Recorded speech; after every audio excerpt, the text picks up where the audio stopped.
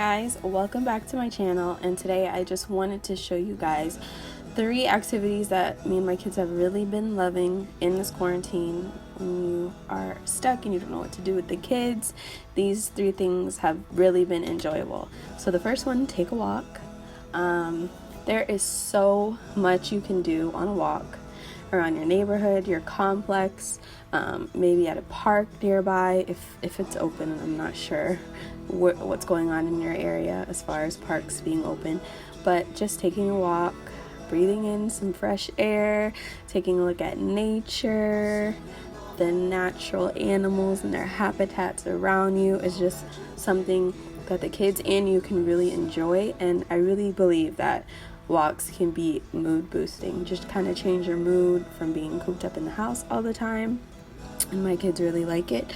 Also, playing on the playground, getting them active, having them move, giving them a break from the online learning, which is really different and new for everybody.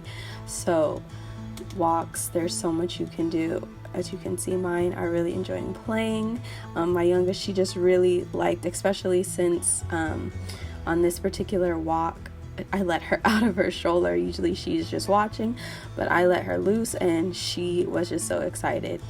When we first got there, she was sitting there in awe, amazed. So I think walks, there's so much you can do, so much learning that can happen on walks. So definitely go take a walk. Bake something. So in these clips we are baking chocolate chip cookies, but since we have been home during quarantine, we have made chocolate chip cookies about 3 times. We've made biscuits from scratch, we've made brownies, we've just been doing all types of baking. Definitely another opportunity to do a little bit of learning, the measurements, fractions, science, because in baking there's chemical reactions. So all of those things are just, it's fun and they're learning at the same time. And of course, it's delicious. Well, hopefully it's delicious when you are done with it. These cookies, I think this is our 2nd time making cookies.